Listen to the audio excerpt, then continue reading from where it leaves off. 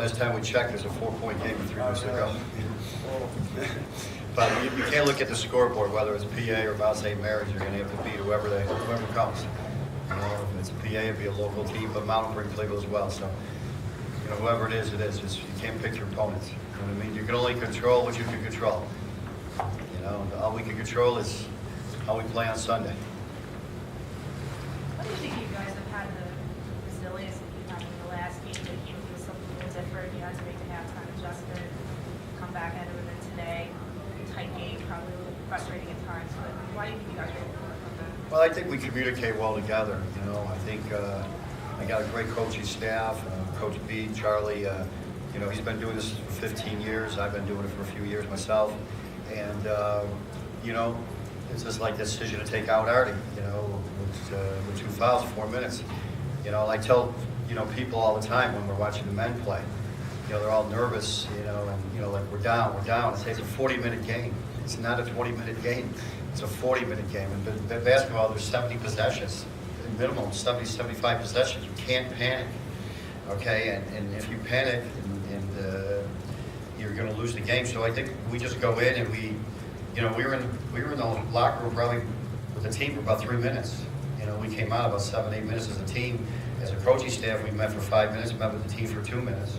And basically, we just said a couple of things that we needed to adjust to. You know, we were playing our defense, and we weren't finding the shooters as well as we'd like to. They were doing some things to us to drag us out the ball, and then putting people in the corner, and then they were flashing. They run some offenses that are tough to defend when you're playing the defense we were playing. So we just told them we have to communicate more. We knew basically what they were going to go to. So we just had to close out a little bit better on the shooters and secure the rebound a little bit more. And then we felt, you know, the second half, that we have people that can score. Although Artemis is a great scorer, you know, you've got to be careful with us because Anna Nikki can score. You know, Rebecca's a freshman; she can shoot it. And Ashley can shoot it. I was really proud of Janae Brown too. I thought Janae, you know, really did a really good job for us. Was it important, you know, those last like 3 minutes, I guess, after you sort of trying to rebuild your lead? Was it important that you guys sort of kept that attacking mentality and didn't try and, you know, just bleed the clock out? Yeah, if it was the old days with no shot clock, we'd have won 4 quarters of these, with 4 quarters with a 3-point lead. But it's not, you know, you can't do that. It's another thing you can't do. You've got to continue to attack. You know, obviously at the end there's less than 30 seconds. You got to lead. You got to play it. But when you're going to 6-7 point lead, you know, or 6-point lead with 2 minutes to go, and there's too many possessions, you know, just to pull it out. You just got to be careful. I mean, you do have to show a lot of patience. You don't think you can do anything stupid, take a bad shot or a bad foul. But you certainly want to, you know, look to score, but look to score with a good shot. And if you get a rebound, yeah, sure, kick it out and run some more clock, but look to score. You know, because I've seen too many times where, you know, people, you know, get insecure about it and just want the clock to run down. You cannot play the clock as far as, you know, scoreboard watch and hope the clock runs out. You just can't do it. You know, you just got to keep on playing. And then at the end, you know, and we fouled at the end because we had so many. The reason why we fouled was obviously we had so many fouls to give. We weren't going to have to get a shot off. So, you know, certainly play time and score in your foul situation. Coach, your international players had 53 points tonight. Do they bring a different kind of style of play from Europe? Yeah, I think I think if you look at it, I think Ken had a real good stat, Ken, that I just noticed today about our 3-pointers. All but 5 3-pointers this season have been by the Europeans. Yeah, all but 5 have been by Europeans. So I think that tells you the style. You know, they can shoot the ball. You know, they don't. The thing that you have to teach Europeans as compared to American basketball is defense. Be more aggressive and play more defense. You know, I've watched a lot of, obviously with all these Europeans, I've watched a lot of European basketball and film. And Coach B, Charlie's been over to Europe quite a few times. And you'll see that they play, I mean, you see NBA players too. I mean, look at the NBA players, how they play. Their defense is not, you know, what they do. They like the ball, they like to pass the ball, they like to go to the basket, their court's more wide open. So defensively, you know, they're not an aggressive type of attacking defensive type of strategy in Europe. So offensively, they have all the tools. Offensively, very smooth, very good offensively. You just got to teach them to have that mentality of defense.